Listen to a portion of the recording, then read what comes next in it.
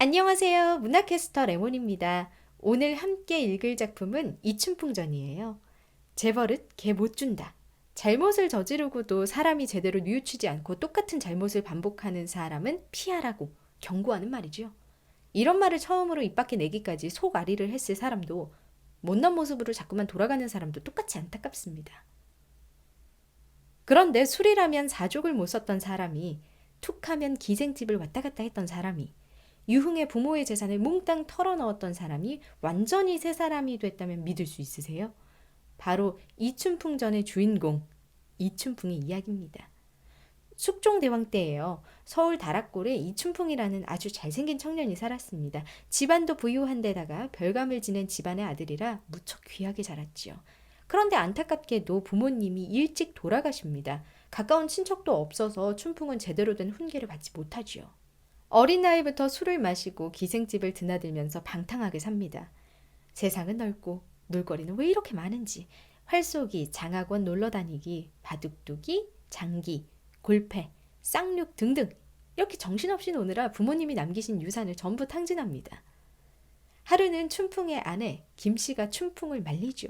여보, 추색 잡기 하지 마세요. 기생집 드나드는 사람 치고 탕패 안 한 사람이 없어요. 여기서 탕패가 뭐냐면요. 가지고 있는 재물을 다 없애서 탕진하다 이런 뜻이에요. 이에 춘풍은 자신의 관찰과 경험을 토대로 반박하죠. 사원 대실이는 술도 안 마시는데 돈 한 푼도 못 모았던데? 이각동은 50이 되도록 주색을 몰랐어도 남의 집 사환 처지를 못 면했지. 여기서 사환은 심부름꾼이에요. 술 잘 먹는 이태백은 한리막사도 다 지내고 할 거 다 했는데? 나도 좀 놀다가 벼슬 하고 이름 떨치지 뭐. 그건 이태백이고요. 억지 논리를 내세우며 당당하게 굴던 춘풍은 멈추지 않고 유흥에 빠져듭니다. 이제 가산이 바닥나다 못해 끼니를 잊지도 못할 지경이지요. 춘풍은 그제야 뉘우칩니다. 그리고 아내에게 서약을 하지요. 내가 또다시 주색 잡기를 하고 골패짝을 잡거든 관가에 가서 법대로 처리하시오. 법대로 처리하라니 굉장히 결연한 의지가 느껴지죠. 저는 이 부분을 읽으면서 피식피식 웃었거든요. 근데 춘풍은 아주 진지하게 서약서까지 씁니다. 이 수기를 쓴 본인은 위방탕으로 조상이 물려준 수만금을 청루잡기로 날려버렸다. 이제 지난날을 회개하고 모든 집안 대소사를 부인 김씨에게 맡기겠다. 앞으로 김씨가 수만금의 재산을 모으더라도 그것은 모두 김씨 재산이요. 나 이춘풍은 단 한 푼, 곡식 한 톨도 건드리지 않겠다고 여기 서약하노라. 김씨 부인은 집안의 경제권을 넘겨받고 악착같이 돈을 모읍니다. 마침 부인의 손재주가 좋아서 침제, 길쌈, 장호 찍기까지 동네의 바느질감은 전부 김씨 부인이 도맡죠. 이렇게 모은 돈을 월수, 장변을 놓아서 수천금으로 불립니다. 여기서 월수나 장변은 돈을 빌려주고 이자를 받는 걸 말해요. 집안 살림이 넉넉해지니까 슬슬 이춘풍의 이전 행실이 나오기 시작합니다. 장사도 한번 안 해본 사람인데 평양에 가서 장사를 하겠다고 나서주요. 그것도 호조에서 돈 2,000냥을 구워서 가겠다고요. 세상에 살림이 좋아진 지 얼마나 됐다고요? 벌써 빚을 내요? 당연히 김씨 부인은 말립니다. 평양은 번화하고 사치스러운 곳인데다가 기생이며 술이며 돈을 탕진하기 딱 좋은 곳이에요. 차라리 그냥 먹고 입는 것은 나에게 맡기고 부디 가지 마세요. 하지만 춘풍은 자신의 고집대로 평양으로 떠나버립니다. 하필이면 평양에 도착한 계절은 춘삼월 호시절입니다. 날씨도 따뜻하겠다. 일이 되겠냐고요. 바깥이 푸르르고 온통 꽃밭인데 저절로 춤이 나오죠. 청로 앞을 지나던 춘풍은 하필이면 기생 유추월에게 시선을 빼앗기고 맙니다. 평양 기생 유추월 하면 모르는 사람이 없을 정도로 미모며 재주가 빼어난 기생이었죠. 추월이가 권주가를 부르는 순간 이미 춘풍의 돈은 추월의 주머니에 들어간 거나 마찬가지였습니다. 그렇게 춘풍은 자신의 삶이 곤두박질 치는지도 모르고 기생 노름에 온 정신이 팔리지요. 1년도 못 가서 빈털터리가 된 춘풍은 추월에게 매몰차게 버림받습니다. 버림받아 어리벙벙한 춘풍에게 사람들은 조롱하면서 한마디씩 하죠. 그럴 줄 몰랐나 이 사람아? 집에 갈 돈은 있어요? 어디로 갈 거요? 네, 한 푼 보태지요. 이제 평양에 있는 사람이고 평양 밖에 있는 사람이고 모두 춘풍의 소문을 듣고 그를 비웃으며 무시하기 시작합니다. 춘풍은 마지막으로 추월에게 매달려 보지요. 우리 맹세가 거짓이었던가? 대동강이 마르도록 이별하지 말자고 굳게 언약했는데. 이 말을 들은 추월은 낯빛을 바꾸며 차갑게 쏘아붙입니다. 청루물정을 몰라도 그렇게 몰라서야 내가 이럴 줄 몰랐단 말인가? 그러니까 청루집에 기생집에 발을 왜 들여요? 돈을 벌러 가서. 춘풍은 이대로 돌아갈 수가 없었습니다. 돈도 없고요. 아내를 마주할 면목도 없었죠. 호주에서 빌린 돈은 또 어떻게 하고요. 그래서 춘풍은 추월에게 싹싹 빕니다. 나 좀 살려주게. 내가 자네 집에 눌러앉아 심부름이나 하면 어떠할꼬? 이 순간에도 아직 양반의 면모가 남아있지요. 뭐뭐 하게 뭐뭐 할꼬 하는 모습 좀 보세요. 추월은 춘풍을 비웃으면서 콕 집어 말합니다. 여보소 이 사람아, 자네가 전 행실을 못 고치고 하네 하는 소리를 할 양이면 내 집에 붙어있을 생각 마소. 별 수 있나요? 춘풍은 아가씨 소리를 해가면서 굽실대기 시작합니다. 한편 김씨 부인은 춘풍을 떠나보내고 걱정만 가득해요. 그런데 좋은 소식은커녕 기생 유추월에게 모든 재산을 탕진하고 하인이 됐다는 소문만 돕니다. 김씨 부인의 첫 반응은 분노였어요. 당장 평양으로 가서 행패라도 부리고 싶었지요. 하지만 김씨 부인은 마음을 다잡고 한 가지 꾀를 생각해냅니다.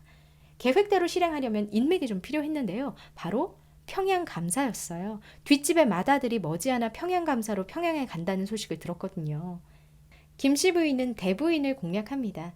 부지런히 밥상을 차려서 함께 식사를 했죠.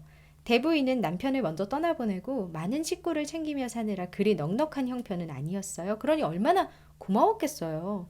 김승지도 자신의 어머니를 챙긴 김씨 부인을 무척 고맙게 생각하지요. 대부인은 보답도 할 겸 김씨 부인을 평양에 데리고 가기로 합니다.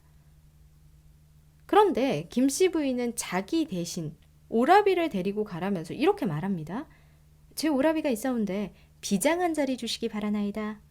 사실 김씨 부인에게는 오빠가 없어요. 본인이 남장을 할 계획이었던 거죠. 물론 대부인과 감사에게는 미리 알립니다. 아주 극적으로요. 남장을 하고 대부인과 감사 앞에 나와서 이렇게 인사를 드렸거든요. 춘풍의 처 문안드립니다. 처음에는 깜짝 놀랐던 김승지도 대부인으로부터 자세한 사정을 듣더니 김씨 부인의 마음이 기특하다면서 기꺼이 회계를 담당하는 비장으로 데리고 갑니다.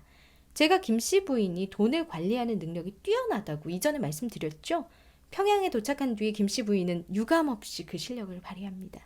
덕분에 김승지도 마음 놓고 일을 맡길 수 있었지요.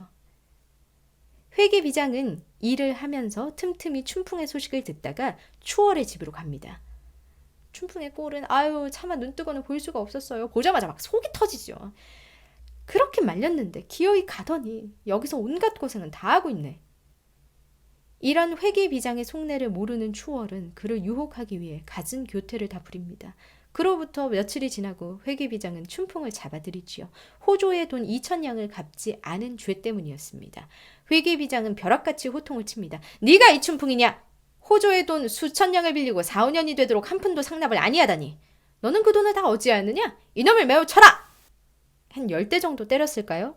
춘풍은 추월에게 돈을 몽땅 탕진한 사연을 털어놓습니다. 회계비장은 멈추지 않고 추월도 붙잡아 오지요. 결국 추월은 춘풍의 돈을 전부 물어내고 호조에서 빌린 원금뿐만 아니라 이자까지 5,000냥을 바치기로 약속합니다. 비장의 임무를 마친 김씨 부인은 먼저 집에 와서 춘풍이 돌아오기를 기다립니다. 저는 춘풍이 헐레벌떡 달려와서 아내에게 사과라도 할 줄 알았거든요. 근데 춘풍은 여전히 철이 없습니다. 마치 장사를 해서 5,000냥의 이익을 남긴 것처럼 허세를 부려서 말하죠. 거만한 말투로 반찬 투정까지 합니다. 생치다리도 덜 구워줬고 잡아내도 기름이 적네. 황육도 맛없다. 내일 호조 돈 다 갚고 나면 나 다시 평양 갈 거거든? 너도 함께 따라가서 평양 가명 유추월의 음식을 한번 맛보소. 김씨 부인은 아직 정신을 차리지 못한 춘풍을 신랄하게 꾸짖기 위해서 회계비장으로 다시 변장을 합니다. 평양에서 있었던 일을 생각해라. 네 집에 왔다는들 어찌 그리 거만하냐. 난데없는 손님에 깜짝 놀란 춘풍은 혹시나 회계비장이 아내 앞에서 자신의 치부를 드러낼까봐 전전긍긍합니다. 회계비장이 아내인지도 모르고요. 김씨 부인은 춘풍의 마음을 뻔히 알고 일부러 큰 목소리로 춘풍의 치부를 읊습니다. 네가 평양 가명 추월의 집에 사원으로 있을 때 말이다. 다 깨진 헌사발에 누룽지며 국을 부어서 숟가락 없이 뜰 아래 서서 되는 대로 먹었지? 그 일을 생각하며 다 먹어라. 이리저리 춘풍을 놀리던 김씨 부인은 회계비장의 의복을 벗으며 자신의 정체를 드러냅니다. 춘풍은 그동안 자신이 아내에게 속았다는 사실을 알고요. 너무 민망한 나머지 나 이미 모든 걸 다 알고 있었어 라면서 둘러댔지요. 이렇게 두 사람은 화해를 하고요. 이야기가 마무리됩니다. 이 소설을 실제로 읽어보면요. 저절로 어깨가 막 들썩거려요. 리듬감이 느껴지죠. 대표적인 판소리계 소설이라 그렇답니다. 아주 그만 제법이로구나 처럼 판소리 사설투의 편집자적 논평도 등장합니다. 내용도 당시 평민들이 즐기던 소재죠. 무능하고 타락한 양반의 대표로 이춘풍이 그려지니까요. 이와 대비되는 인물 김씨 부인을 성실하고 능력 있는 인물로 그리면서 남성 중심의 사회가 지니는 허위에 대해 폭로했다고 할 수 있습니다. 이춘풍전 여기까지였고요. 지금까지 문화캐스터 레몬이었습니다.